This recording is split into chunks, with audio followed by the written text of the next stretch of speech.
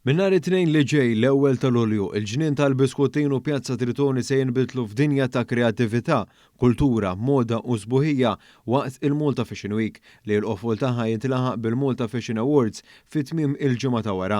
Adrian Mizzi, il-moħħ wara il-Malta Fashion Week għal diversi snin spjegalna aktar dwar l-edizzjoni ta' din is-sena. Fil-Malta Fashion Week il-ġurnata hija rinomata fejn persuna li qed jattendi hawnhekk ikun qed jara il-kollezzjonijiet artistiċi ta' disinjaturi Maltin kif ukoll barranin.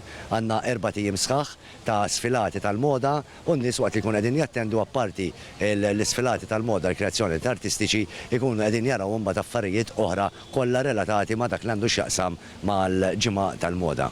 Mizzi tarfinna wkoll dwar l-istorja tal-Malta Fashion Awards. Il-Malta Fashion Awards ħajkun is-26 darba li ħajt jiġu organizzati 26 sena fejn fihom imbagħad naraw dawk in-nies li jaħdmu fis-settur tal-moda jiġu prenjati għal sena xogħol ta' ħidma li jkunu għamlu biex eċċellaw fis-settur partikolari tagħhom. Naraw 10 awards minn modelli għal stilisti tax-xahar, għal make-up artists, għal content creators, dak kollha li għandhom x'jaqsmu mad-dinja tal-moda lokali. Il-Ministru għat-Turiżmu u l-Indafa Pubblika Clayton Bartolo qal li l-Malta Fashion Week mhux biss tiċċelebra l-moda ma servi wkoll bħala reklam għal pajjiżna bħala ċentru ta' eċċellenza fejn tidħol is-sbuħija u saħansitra l-kreattività.